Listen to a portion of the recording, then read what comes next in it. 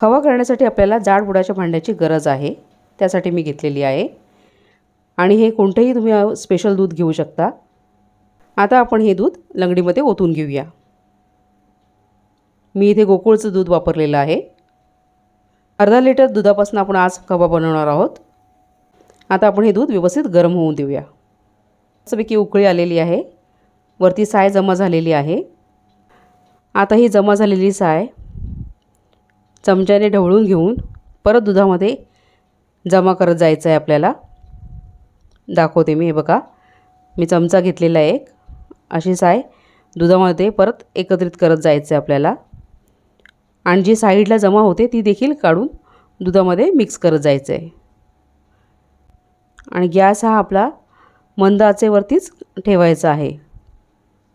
बघू शकता, जशी जशी साय जमा होते आजूबाजूला तशी तशी मी ती काढून घेत आहे आणि दुधामध्ये मिक्स करत आहे. बघा, परत मी तसंच केलेलं आहे. त्याच पद्धतीने आपल्याला खवा तयार करायचा आहे.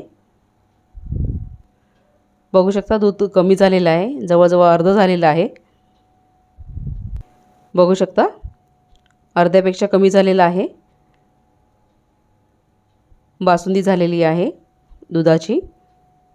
आता परत ढवळूया आपण.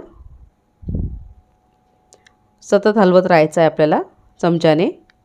मिठाई वगैरे, गुलाबजाम, बर्फी, पेढे काय करायचं असेल तर या सर्व गोष्टींसाठी खवा हा लागतोच. तो अशा प्रकारे रेसिपी करायच्या अगोदर 2 दिवस आधी करून ठेवायचा फ्रीजमध्ये. मग हवा तेव्हा तुम्ही वापरू शकता. आता बघू शकता,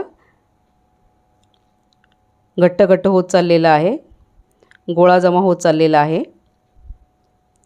आणि मी सतत बाजूला जमलेली साय दुधामध्ये मिक्स करत गेलेली आहे. हा खवा मी दुधीचा हलवा बनवण्यासाठी करून घेतलेला आहे घरात.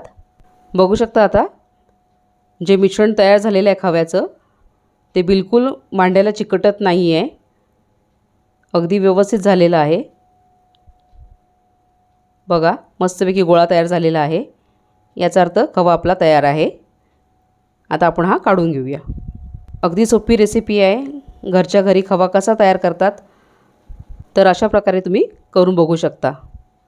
आता मी हा डिशमध्ये काढून घेतलेला आहे. रेसिपी कशी वाटली ते नक्की सांगा कमेंट करून. आणि आवडली तर लाईक करा, शेअर करा, सबस्क्राईब करा आणि बेल आयकॉनला क्लिक करून ऑल हा पर्याय निवडा. हा बघा, अगदी मस्त झालेला आहे. बघू शकता तुम्ही.